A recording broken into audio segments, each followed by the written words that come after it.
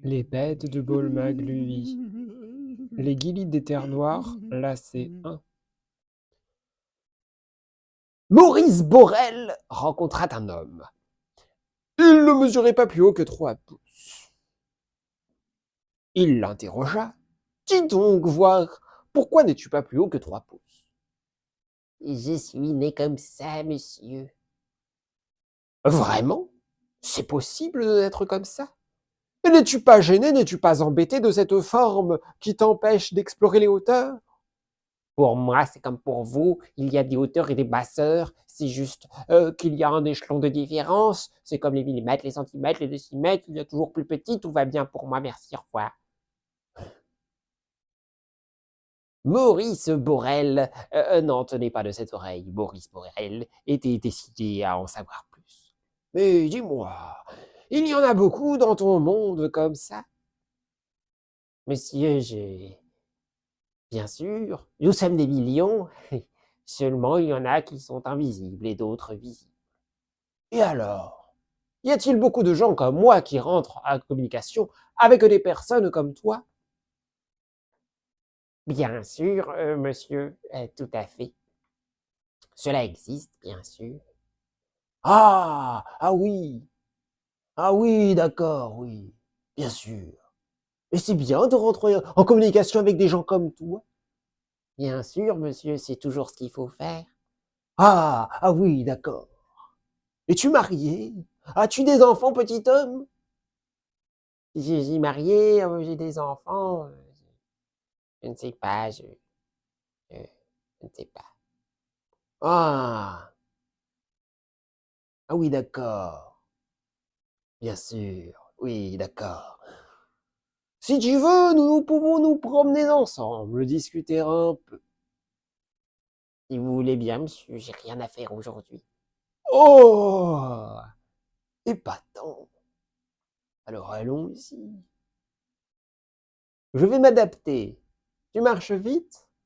Comme je suis petit, je marche très vite. Vous devriez le savoir, ce qui est petit va toujours aussi plus vite par rapport au grand qu'il n'est petit. Ainsi, il n'y a pas tant de différence de vitesse entre les plus petits et les plus grands. Euh, bien sûr, bien sûr. C'est étonnant quand même. Mais bien sûr, bien sûr. Mais tout de même, Quoi? eh bien, je dois faire des tout petits pas pour que tu puisses me suivre. Bon, ce n'est peut-être pas tout à fait exact ce que j'ai dit. Oui, bien sûr, évidemment. Ça va de soi, bien sûr. Alors, que penses-tu de la vie, petit homme de 3 pouces de haut? La vie, c'est de la merde. Oh, comment peux-tu dire une chose pareille? N'as-tu pas honte? La vie, c'est formidable. Enfin, voyons. Comment peux-tu apporter de pareilles soupesaces? Je ne peux pas te croire. Ce n'est pas possible. Tu dois mentir en quelque part de toi-même. Oh, je n'arrive pas à te croire. Tiens, tu me mens, voilà tout. Tu me mens, voilà tout. Je ne te crois pas. C'est un pois chiche que tu me dis là. Un pois chiche. Parfaitement. Un pois chiche de savoir. Je ne te crois pas. Tu me fais une farce, une belle, une délicieuse, une complète farce. Ah oui. Impossible ce que tu me racontes là. Impossible. Je n'y crois pas. Je n'y crois pas. Je n'y crois pas. Je n'y crois pas.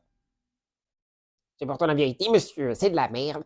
Hi, tu me choques quand tu dis ça. La vie, c'est formidable. Il y a le ciel, l'air qu'on respire, les amis qu'on se fait, les animaux auxquels on s'attache, les amours qui nous font trépasser, les enfants qui nous font aimer les choses. C'est formidable, toutes ces choses-là. C'est rempli, c'est plein, il y a plein de choses tout le temps, partout, c'est formidable. Monsieur, je suis pas d'accord.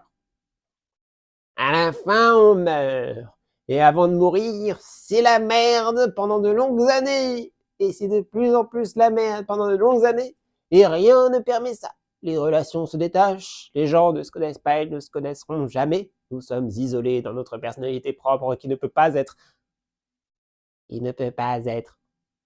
entendu, voir les choses se flétrir. La seule compensation à tout ça, c'est les enfants qui grandissent.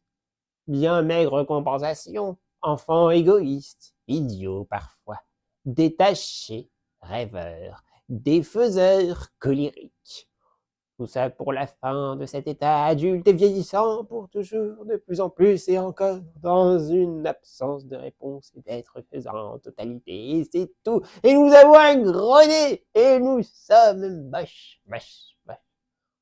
Oh! Comment peux-tu dire des choses pareilles? La vie c'est fantastique, la vie c'est merveilleux, la vie c'est formidable. Je ne peux pas te laisser dire des choses pareilles. C'est trop pour moi, c'est trop. Je vais t'emmener du haut d'un rocher. Tu vas pouvoir me contenter, me conter les choses autrement. Quand tu auras vu les paysages des monts et merveilles, les vents évoluant, les nuages passant, selon toutes leurs formes, beaux ce qu'ils sont, n'est-ce pas? Eh, vous voulez m'emmener en haut d'une montagne? Un rocher! Un simple rocher, mon ami. Un tout petit rocher, rien de plus et rien de tel pour se faire une juste image de l'existence, cher ami. Allez, viens, viens, viens, viens. Maurice Borel emmena le petit homme de Troie, les lèpres de pouce de haut, en haut du rocher. Ils y allèrent. Le rocher était haut. Ils avaient une vue sur l'air, l'espace, les choses.